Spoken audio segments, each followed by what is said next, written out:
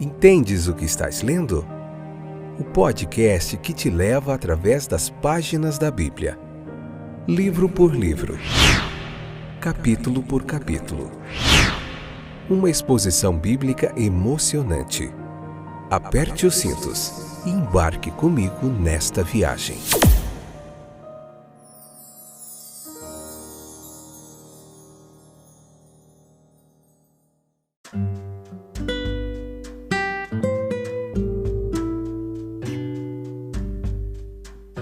Olá, eu sou o Fábio e estou de volta. Esse é o podcast Entendes o que estás lendo, o melhor canal para você poder aprender mais da palavra de Deus de uma forma expositiva, capítulo por capítulo, livro por livro da Bíblia. Eu tenho me dedicado há mais de 20 anos ao aprendizado, ao ensino da palavra de Deus. Tem sido uma jornada fantástica. Estou aqui para colaborar com você que também tem esse desejo de aprender mais da palavra de Deus. Eu estou te ajudando de forma gratuita e apenas a um toque do seu celular aí em vários streamers, na Deezer, na Amazon Music, na Apple, no Google Podcast, no Spotify.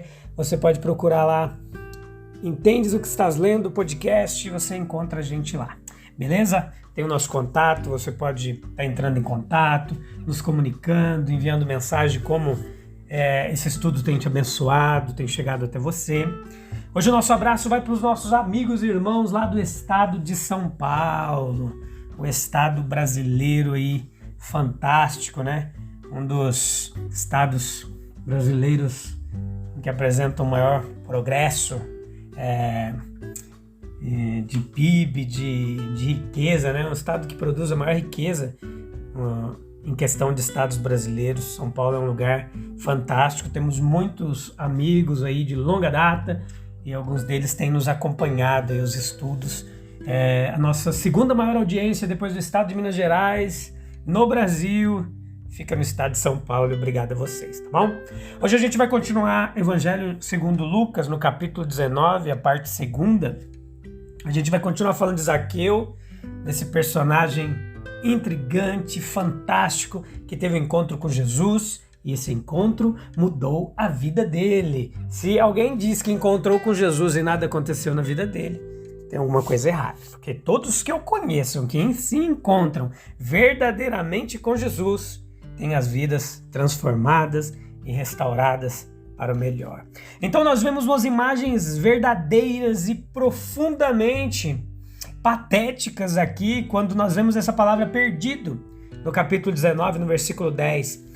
Isso nos fala do navio que está muito fora do seu caminho e à deriva, em direção às rochas, onde encontrará sua ruína. Nos fala do viajante perdido entre as montanhas, movendo-se em direção ao precipício sobre o qual está destinado a cair e perecer. A palavra ser perdido, ela nos fala de empresa cujos assuntos eram sérios e agora se tornaram desesperados, diante dos quais não há outra perspectiva senão a porta fechada. E fala também da triste história, velha como o pecado, mas jovem como ontem, de alguém que foi enganado e desviado e sobre cujo caráter e sobre cujo futuro repousam as sombras mais escuras. Houve um dia na história do céu em que foi anunciado que um novo mundo estava perdido, que uma raça criada à imagem de seu Criador divino foi perdida, se afastou da verdade e sabedoria de Deus, deixou seu lar, seu amor e se afastou em culpa e erro. Somente o próprio Deus poderia compreender o que isso significava. Que mal, que tristeza, que erro, que escuridão de alma, que miséria de vida, que degradação de caráter e plenitude de morte. Mas o Filho de Deus decidiu restaurá-lo. Ordenou tudo em sua santa providência que preparasse sua própria intervenção pessoal. No devido tempo, manifestou-se na carne, falou, operou, viveu, sofreu, morreu, ressuscitou. Deixou para trás a grande obra da redenção em toda a sua plenitude e adequação. o Evangelho da graça de Deus. Existe a lei desse reino de Cristo. A conversão de Zaqueu, aqui do capítulo 19, e toda a agitação ao deixar Jericó, levaram muitos naquela multidão a imaginar que Cristo deveria assumir imediatamente um reino visível. Comparando-se a um nobre que está indo para um país distante para receber um reino e retornar, ele compara os seus discípulos a servos deixados para fazer o melhor do que lhes é confiado. A mente mundana, distinta dos servos, é chamada de seus cidadãos, cujo espírito se manifesta na mensagem que lhe foi transmitida. Não queremos que este reine sobre nós. Em seguida, o retorno do rei coroado, ele deve ser celebrado com a distribuição de recompensas e punições, conforme o caso. É no céu, e não na terra, que o nosso Senhor deve receber o seu reino. Este é o grande erro que muitos cometeram sobre o reino e o reino de Cristo. Eles localizam a sede na terra em vez de no céu. Não é por voto democrático, por plebiscito, que o nosso Senhor recebe o seu reino, mas por doação do Pai. Quando ele foi embora pela morte, ressurreição e ascensão, portanto, foi para receber um reino para que ele pudesse retornar coroado. Portanto, nós devemos considerá-lo agora reinando sobre seu reino mediador. Ele está assentado no trono. O seu governo é administrado dos lugares celestiais. A hostilidade, a inimizade contra Cristo, se continuada, ela deve levar finalmente a uma derrota total. É por nossa conta e risco se nós recusamos o seu reinado amoroso e justo. Jesus Cristo aqui, versículo 12, ele nos convida, até o versículo 17 e 19, do capítulo 19, a tratar essa vida como um tempo de oportunidade sagrada, um presente divino.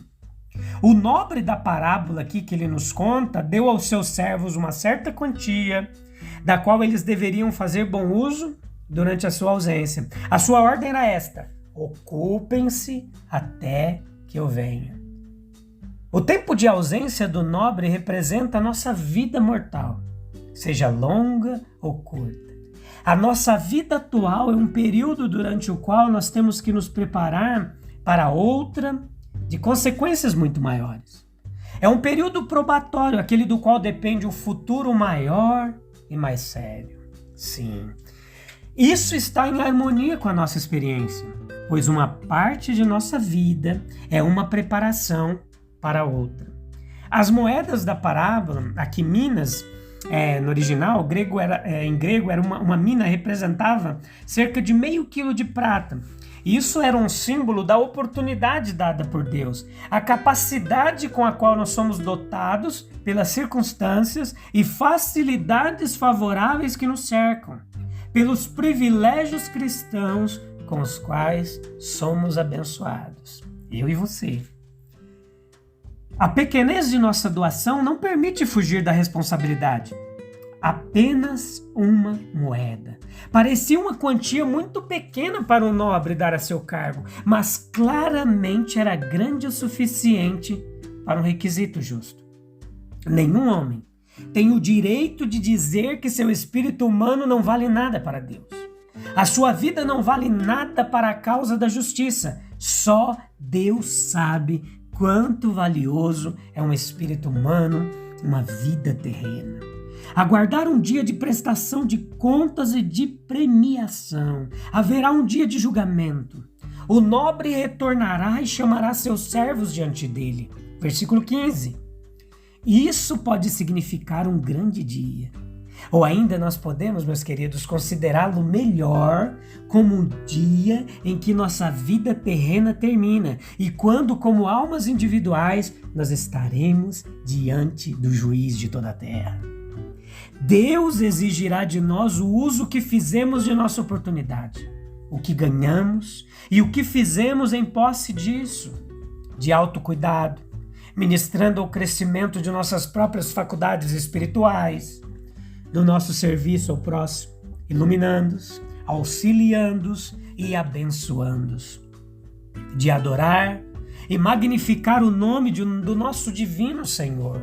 Tudo isso nos será cobrado. Vou tomar um golinho de água aqui que a garganta está cansada. Ok, vamos lá.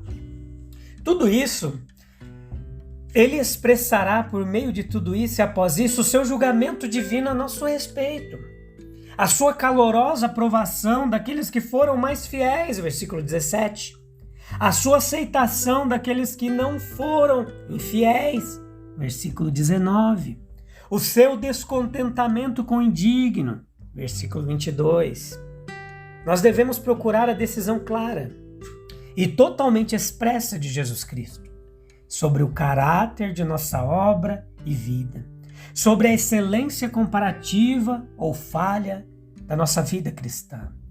Ele determinará a medida de nossa recompensa pelo grau de nossa fidelidade. Veja os versículos 17 ao 19. Quanto mais fiel e devotada a vida na terra, maior a recompensa, mais brilhante a coroa, mais ampla a esfera no reino celestial. Essa é a doutrina de Mateus, capítulo 20, versículo 14 e 15, que também não contradiz isso, simplesmente ensina que aqueles a quem Deus dá uma porção menor de generosidade e graça não devem reclamar, porque é aqueles a quem Ele concede uma maior. Deus é justo e Ele não apenas não esquecerá o nosso trabalho, e trabalho de amor e dedicação. Hebreus capítulo 6, versículo 10 nos ensina isso, mas Ele não permitirá que aqueles de seus servos que dedicaram seus talentos à sua causa, com a maior energia, constância e ego sacrifício, para perder o reconhecimento mais generoso e gracioso de sua mão amorosa. A vida, ela é uma oportunidade sagrada. Nós podemos trazer à tona o pensamento principal do nosso mestre nessa parábola. Se considerarmos tudo isso, a soberania de Deus sobre a nossa vida, meus queridos. Não se esqueça disso. Ele é o Senhor divino de nossa vida. Veio dele, é continuado por ele, é enriquecido de forma perpétua e liberal de seus abundantes estoques e está sujeito ao seu completo domínio. Ele tem o direito soberano de determinar o que deve ser, qual deve ser o seu objetivo e seu resultado. Ele é o nobre. Nós somos seus servos. Ele não pode ser destronado. Contra o seu direito de governar não há recurso. A submissão é nossa verdadeira sabedoria, pois é nossa primeira e última obrigação. Ele dá a cada um de nós dinheiro, prata, um talento, Mateus 25, a moeda, como simbolicamente diz o texto aqui. E ele diz a cada um de nós, ocupe-se até que eu venha. O tempo de ausência do nobre representa a nossa vida mortal, ou mais corretamente, o período entre nosso primeiro senso de responsabilidade e a última hora de consciência. A moeda, o talento, ela representa a oportunidade de serviço que ele coloca ao nosso alcance.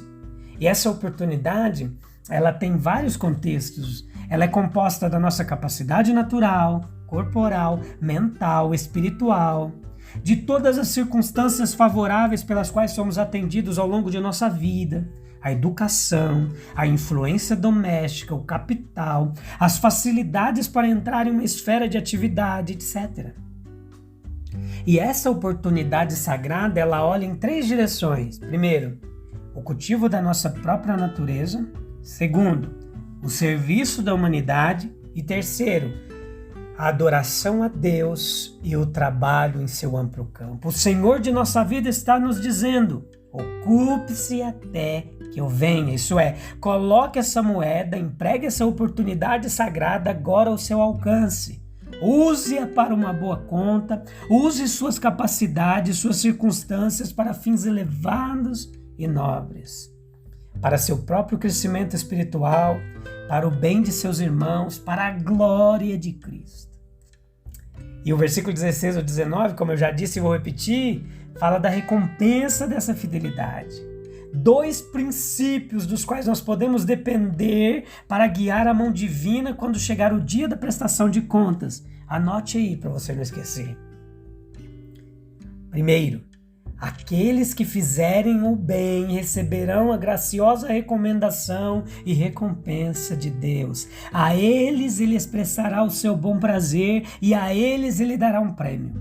Segundo, aqueles que foram mais fiéis receberão a aprovação mais graciosa e a esfera mais ampla.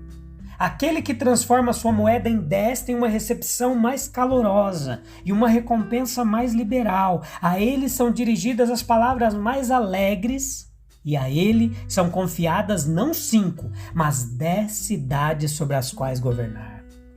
Mas então, para nós concluirmos, aqueles que se esforçaram arduamente, labutaram por muito tempo e sofreram muito pela causa de Jesus Cristo, terão uma completa medida de bênção.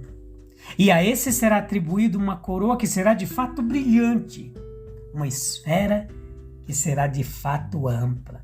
Existe uma pena pela negligência. Olha os versículos 20 ao 24.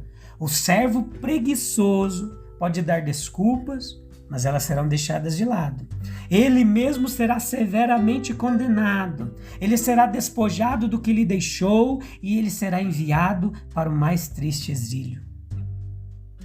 Meus queridos, se nós deixarmos a nossa vida passar, sem torná-la, sem fazê-la um serviço, uma bênção, deixar que nossos poderes e nossas oportunidades e capacidades e talentos enferrujem por mero desuso, é acumular uma dívida que jamais nós poderemos pagar.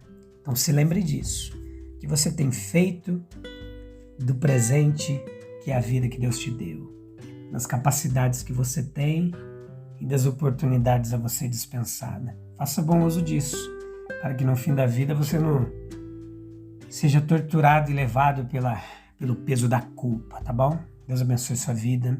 A gente se encontra no próximo episódio. Vamos continuar meditando ainda nesse capítulo 19 por mais 2 episódios, 3º e 4º, e eu te encontro lá, tá bom?